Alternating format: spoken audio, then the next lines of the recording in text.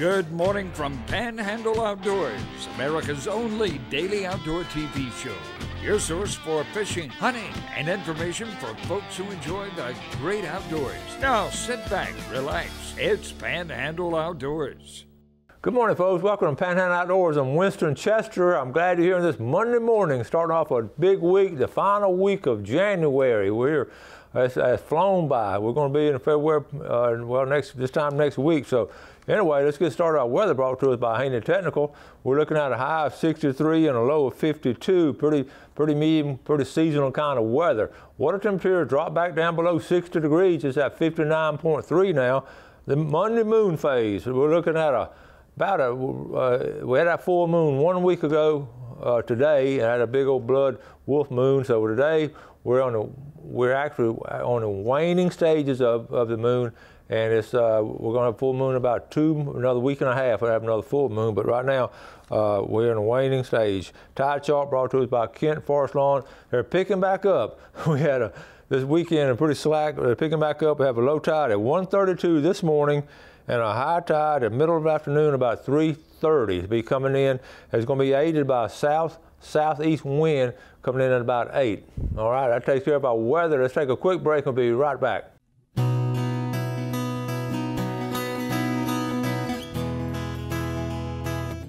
Okay, welcome back. Let's get started on pictures. I always like to get the week started, get some good pictures over the weekend, the latter part of the week and all kind of neat things. Even in our devastated area in outdoors, people are still going out there and having a great time and catching fish and shooting big bucks.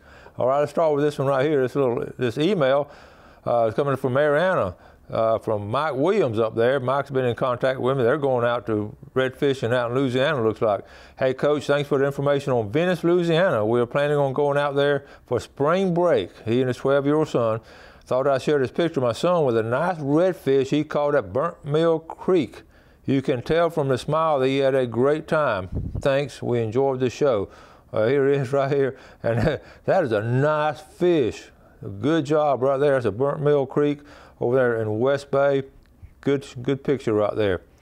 My nephew, Hunter Jordan, I won't read everything he said, but basically what he found on his property the other day, some lowlife, and I agree with his synopsis, they shot a deer, poached on their land, shot a deer and just cut the head off with a horn. Now that is a lowlife as far as outdoorsman. If you know anybody that does this, you need to report them. And most people like us don't know who anybody does it. It's just a different clientele of people, but man, that's the kind of people that gives all outdoorsmen just a bad reputation, and it leaves such a bad taste in our mouths too about this. It's just the opposite of what we want to do. You want to harvest a deer for its meat and not just get it cut out. I hate that happening. Let's go to something more pleasant. Check out this picture here. I don't know if you can see it. There's a flounder in there. Can you see? Wake up now. Finish that sip of coffee. Put on your glasses. See if you can see that flounder. Okay. We're going. There it is right there. Can you see it? Jeff, can you see it? You pretty well see it. Our TV is pretty clear right there. Anyway, flounder season gigging is right around the corner, and some guys been out just looking, and they're small right now, is what I understand. Okay, Arisha Dutton sent me this. This is another shot of the deer Colby shot. I wasn't sure you could show two pictures of his deer. We sure can. And Colby, that's another picture of it. That is a big buck. Congratulations. And thanks, Arisha, for watching the show and sending that information to us. Captain Brian Jones on the charter boat Showtime. He harvested this last week. Again, look at those thick horns. That is a good buck. Here's old Brian right here. Check it out. Big smile on his face and a nice buck. Up there, I believe around that Wausau area. Up there. Okay, now let's see, we got this one right here. All right, Scott Stoudemire's son. We got this. Randy, his son Randy, he killed both of these deer on the weekend, this past weekend.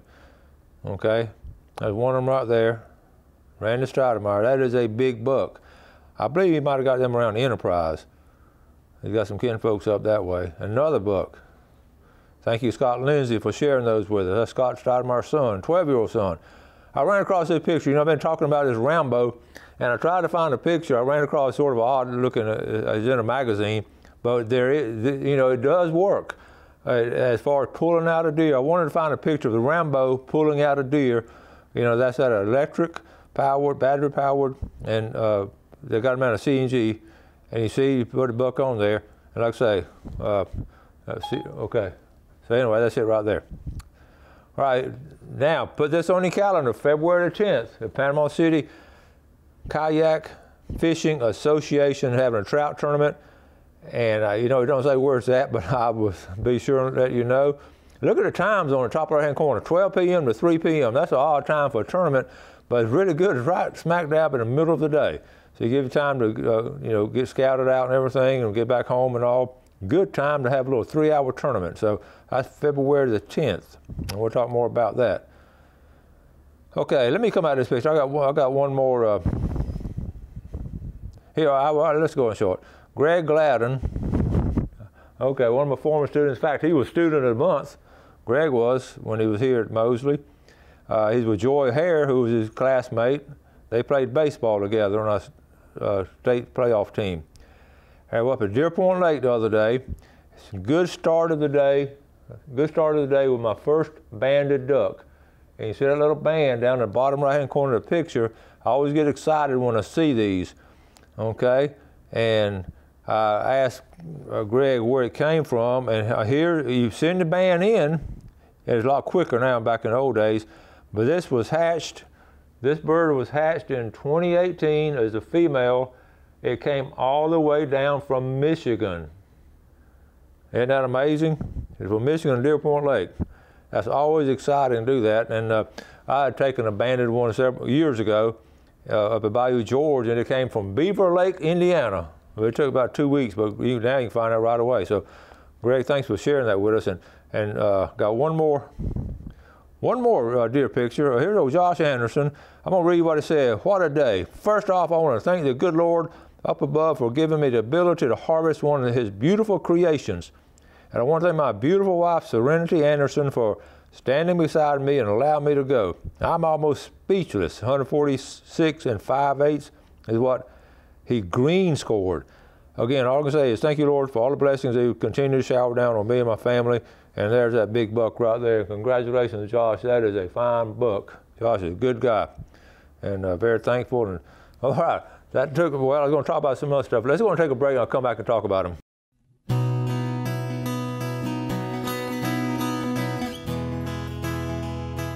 Okay, welcome back. In the midst of all the cleanup that so many of us had to do, I sympathize with all my peers and all my friends having to do so much different cleaning up and all, and ours is still ongoing, as many of y'all are still doing. And every day I'm doing something at one of the places, just cleaning up and rebuilding, whatever. Every day I'm not spending all day on it, but I'm doing something. I have people helping. So in the course of it, a lot of us have run across some just interesting things, from all kind of wreckage just washed up, or trees just fall at odd angles, and just all kind of things that nature has given us. And one of the things I ran across last month, I've been meaning to show it. I just been so busy with so much stuff going on in the show, but I brought it from the house. And this is a board this is one of my boards. Remember I talked about it? I showed some pictures.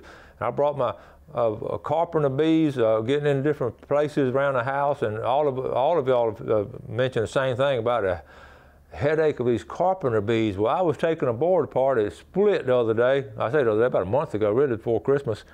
And when it did, what was amazing is that this right here, this section right here, right through here, had about 15 Carpenter Bees in it. Now this is all, and they were sort of in a state of dormancy. They're a little bit dormant, but when I picked it up and I sort of shook it a little bit, and man, they started flying out. I thought I was like under attack by F-22s when they came out of there. Of course, now you know a Carpenter Bee is not an aggressive person, is not aggressive to a person, but they were scary because it sounded like a big old bumblebee, but they were all laid up in here, and they were in their winter dormancy. But you can see the damage, you can see all the damage that Carpenter Bees can do to your wood structure. And it's fascinating. You know, to me, they're the coyote of the insect world. I just don't like Carpenter Bees. There's nothing personal, so you know, I'll capture them and disperse of them. But if you do have Carpenter Bees, don't think that, you know, I know they're going to spread spread different things and all that, from flower to flower, from pollen and all that kind of stuff. But I'll save that for the regular bees to do that. But these Carpenter Bees, they're going to eat your wood. I promise you. They were not that bad about getting into some really hard wood, but any kind of wood you got, especially outdoors, they're going to do that. Just be aware this spring that what they'll do, their life cycle, they don't live about a year and a half, and they're like all insects. They'll lay the eggs in late summer or spring or late summer, and then they'll go dormant, and they'll die off at different times of the year, but they'll stay in dormancy in the wintertime. So I just wanted to show that to you also. Let's go over the seasons. I was just checking, I was telling Jeff, well, I got my little chart here on all the different seasons, and I was checking it, the dates on them, and we're about to wrap things up. Deer season, of course, the longest, and we're talking about deer right now. Deer season goes all the way to February the 17th. So we still have about 3 or 4 weeks left in deer season. But now the others are wrapping up. In fact, duck season ended yesterday. Duck, coot, merganser, and all that wrapped up yesterday. Now we still have quail going on through March the 3rd. So quail will be good. And dove season, we haven't talked much about dove. I haven't heard anybody talking about it, but remember we always talking about the last phase of dove season is always a good time to go. Well, it's going to go through January 31st, so it's going to wrap it up. Still got time to go. This past weekend has been good, and this coming weekend will wrap up dove season. So if you have room and you can get behind hide behind some of those fallen trees you have out in the fields and all, and find them. I get fascinated I have bird feeders out my window, and over the years I've sort of expanded the area, and I get fascinated watching different birds. But the dove, it's amazing how they'll come in together to that. Of course, I don't shoot them now, but they'll come into there, and they'll come in groups, and they'll eat a little while, and they'll fly back, and then a couple of hours later they're going to come back in. They'll have these feeding cycles. But late in the afternoon, they'll come in and try to find some water. And if I related to my years of dove hunting in the field, they do the same thing out of big old cornfields and all. They'll head for the food, and then in the afternoon they're going to hit the watering hole. And I guess that's right before they go to bed and all for their digestive system and all. I just wanted to pass that up. Also, I mentioned hog hunting. Hog hunting is excellent this time of the year. If you get a chance to do any kind of hog hunting, remember the old timers, they used to have the hog killing. I can remember my dad talking about doing it. It was a necessity back in those days during the Depression in the 40s and 50s, where all these families out in the country, they just had big hog killings. They would do it this time of the year, especially around February. That was a big time, and the neighbors would come. They'd kill 2 or 3, and just they'd process them right there, make the chitlins and all that. It was amazing.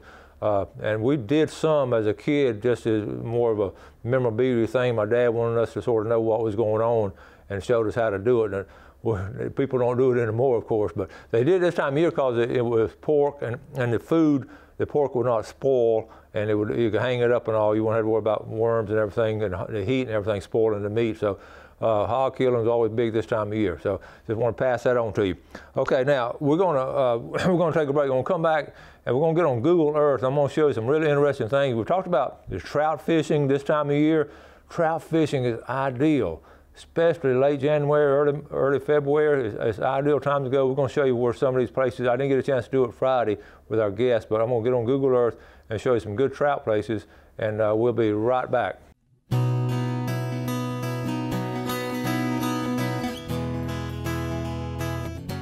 Okay, welcome back. I pulled up Google Earth, and I get tickled. Google Earth is updated. They were constantly updating all, and one of the things I pulled up, they were one of the things.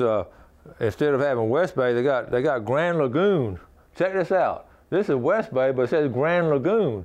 Grand Lagoon is down here, but and I don't know. But you sort of zoom in a little bit more, then they'll give us West Bay a little bit. But I don't want to spend a lot of time in West Bay because I do spend a lot of time talking about it. We talked about, of course, Crooked Creek, Burnt Mill Creek, and that's where that big redfish came from. So this is good fishing here. I've talked about that many times. I want to move on over to East Bay and talk about, now what we're talking about is trout coming in and staging up. Of course, Callaway Bayou, we're talking about Callaway Bayou, but I really want to get into Sandy Creek. Okay, the Sandy Creek area around Allenton. Of course, that's Sandy Creek right here coming out into East Bay, and you've got some good places, but they'll stage up in this area. Okay, the cold weather comes in, and they'll just stage up in this area here, and also down in this area right in here. Now, this is getting noisy with all the shipbuilding, but if you can get in there, you can still have a good time. But you know, Sandy Creek is all through here, and we've talked about Sandy Creek before, so that's going to be one of the hot spots there, Sandy Creek. But then I got looking. I wanted to check out what they've updated, and I wanted to check out over here at Crooked Island, and the road to Davis Beach. Okay, they call it Crooked Island Beach. The road is still pretty well closed off. But then I started going down in here and decided to look to see what they had at Mexico Beach, and lo and behold, this is a new picture of it, okay, because it shows all the destruction there. So this has been updated. This has been updated. These are all the houses knocked down. So then I said, well, wait a minute. You know what? They may have done something down at the pass, the new pass at Crooked Island. I mean, at Cape San Blas, I'm sorry. So I went down here to Eagle Harbor, and look, folks, what's fascinating. This is a new imagery from Google Earth, and it shows this is Eagle Harbor right in here. Remember the video I had, the 10-minute video? This is a cut through, and it's actually showing up now. And what's fascinating, you can sort of see beyond where I was able to see. This is a campground. Okay, this is the road coming into the old campground, the original campground. That's an island itself. So it's been actually cut in 3 places. You can't see that from this side over here. And the old campground is right. This is actually campground. Let me bring it down a little bit. That's the campsite. You can actually see the old campsites and all. But it's going to be about $13 million worth of work and all to get it done. Of course, it cut through here. Remember that bayou, the bridge? That's all cut through. And look how the sand settled here. Now, how's that going to affect our fishing? It's going to be fascinating to watch. Because the big thing I was asking the ranger about, we used to have some really good grass flats in here, which is, again, speckled trout fishing was excellent in here. So I don't know if all this rush, I'm pretty sure it had to make a channel through here as it all funneled out of here. So fishing-wise, I'm hoping the grass stays on the edge so you still can catch some trout right through here. I can't wait to put my boat in, and I'm going to fish right through here. I'm going to probably run across here and fish right through here. I hope to do that within a 2 to 3 week period. I hope to do that. But one of the big things that fascinates me is that the rest of the bay, the rest of St. Joe Bay, is in really good shape, okay? Now, so I zoomed in, and then I got to thinking, maybe if they updated, did they update our area? So I've got to go to place familiar. So I go back to the Panama City Marina because I knew it was all messed up, and looking, lo and behold, okay, the marina's in good shape. So I see the boats are all there. So they haven't updated the Panama City area. Okay, so then I said, well, I'm gonna go to my house and see if they updated around my house. And lo and behold, okay, let me see if I can find my house. It's gonna be right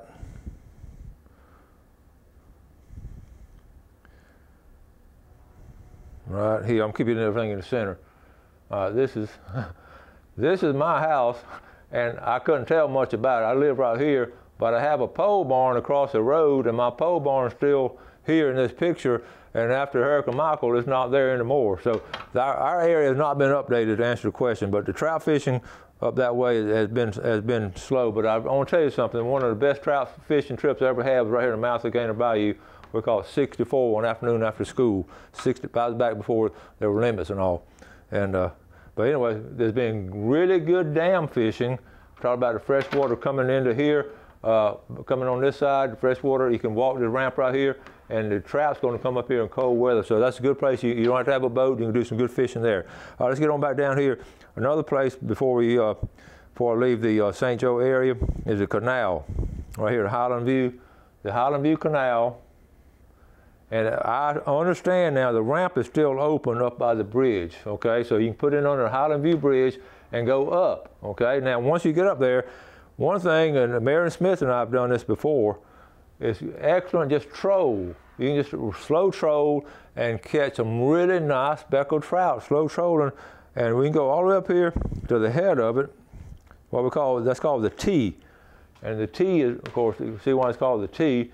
And we've had some fine fishing trips, Gail and I have. We put it over at Highland View and come down here we'll come from Highland View, or we'll come over there from White City. See, White City is right here. You can put your boat in right here for sure, and come right down in here and have some good fishing in this area right here. You move around, and once you find, think about those speckled trout, once you find those speckled trout, they're going to be bunched up this time of year, and you can catch one after another. It's just a lot of fun. So that's going to be a good place to go this next couple of weekends if you have a chance to go, is at what we call the Highland View Canal, okay?